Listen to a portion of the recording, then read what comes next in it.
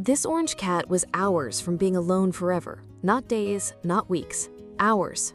That's how close it came, and nobody in that shelter thought his story would end any other way. His name was Rusty, an orange tabby with a broad chest and amber eyes that never quite settled on anything. He didn't purr when you touched him. He didn't press into your hand. He just watched, like he was waiting for the next bad thing to happen. He'd been surrendered twice, returned once. Each time, the shelter notes said the same thing. Not affectionate, doesn't bond, prefers to be alone. Nobody wrote down the real reason. Nobody could. Rusty had learned, the hard way, that closeness always ended the same way. A door opening, a carrier, a goodbye he never asked for. By the time his final evaluation came around, the staff had already made peace with what came next. He was aggressive with handling, they said. Unadoptable, they said. A cat like that doesn't belong in a home. They scheduled him for that Thursday morning, and then on Tuesday afternoon, a woman named Marin walked in holding a cardboard carrier with a gray cat inside.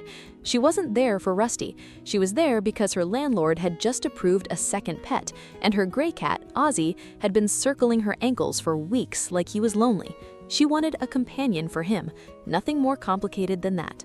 The volunteer walked her past cage after cage, kittens tumbling over each other, a tuxedo cat meowing for attention, and then at the very end of the row, Rusty, silent, unmoving, eyes fixed on nothing. "That one's not really adoptable," the volunteer said quietly. "He doesn't do well with people." Marin stopped walking. She doesn't fully know why, even now. Maybe it was the eyes, maybe it was the stillness, maybe it was something in her that recognized something in him. She asked if she could bring Ozzie closer, just to see. The volunteer hesitated, then agreed. She opened the carrier. Ozzie stepped out, unbothered, curious, the way gray cats sometimes are, quiet in a way that puts other animals at ease.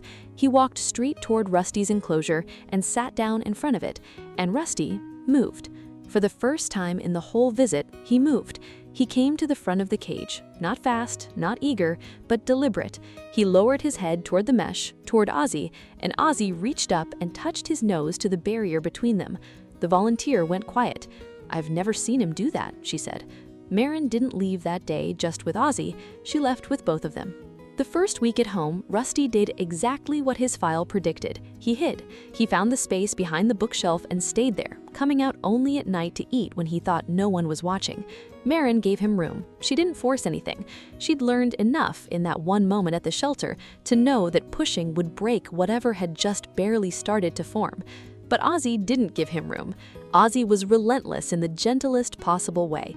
He'd sit near the bookshelf for hours, not trying to coax Rusty out, just being present. He'd fall asleep 3 feet from the gap where Rusty hid, his tail curled, completely unbothered by the silence. Some nights, Marin would come downstairs and find Ozzie simply sitting there in the dark, facing the shadows, waiting. It took 12 days. On the 12th night, Marin woke to a sound she hadn't heard before, a soft thump in the living room. She came down to check and found Rusty sitting in the open, in the middle of the floor, and Ozzie curled around him, grooming the top of his head like it was the most ordinary thing in the world. Rusty didn't pull away. That was the beginning. From that night forward, something in the house shifted.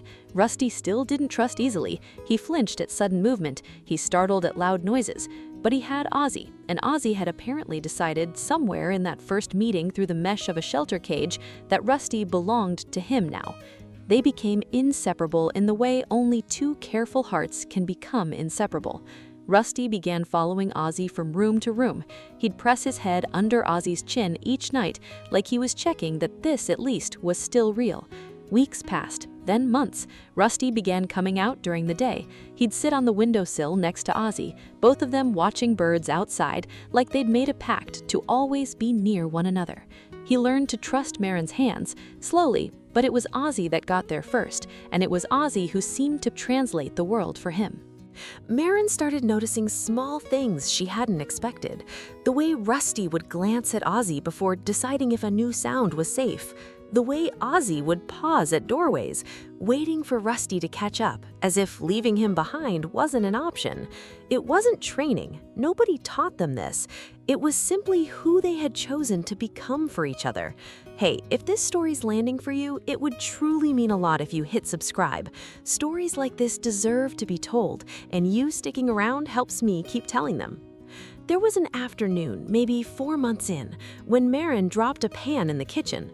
The clatter was sharp, sudden, exactly the kind of sound that used to send Rusty bolting for the bookshelf. He froze, ears flat, body low.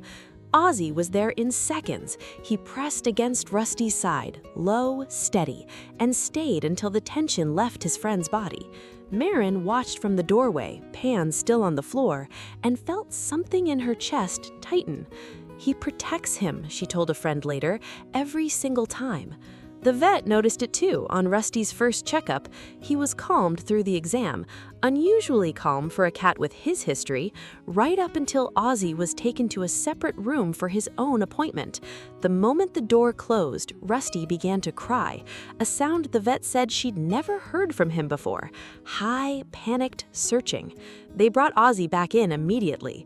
Rusty went silent the second he saw him.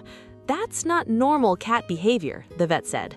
"That's not two cats who tolerate each other. That's a bond." Marin didn't need the vet to tell her that. She'd known it since the 12th night, since the moment she found them together in the dark and realized that whatever Rusty had lost in every home before hers, he had found again, not through her, but through another cat who simply refused to let him stay alone.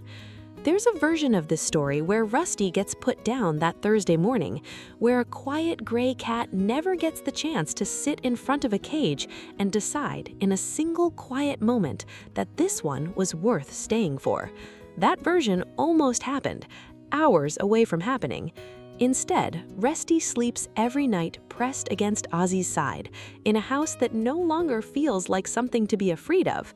He still doesn't purr the way other cats do, not loudly, not for long, but he purrs now, and it always starts the moment Ozzie lies down beside him. Maybe that's the part of this story that matters most. Not that Rusty was saved. Plenty of cats are saved every day. What matters is that healing for him didn't come from a person at all. It came from another animal who had never been taught to give up on anyone, and who simply decided, without being asked, that somebody needed him. If you're ever standing in a shelter, looking at the quiet one in the back, the one whose file says unadoptable, the one nobody else is choosing, remember Rusty. Remember that some hearts don't open for hands. Sometimes they only open for another heart, patient enough to wait outside the door. Do you think animals can heal each other the way people heal each other? Or is it something even deeper than that? Tell me what you think in the comments.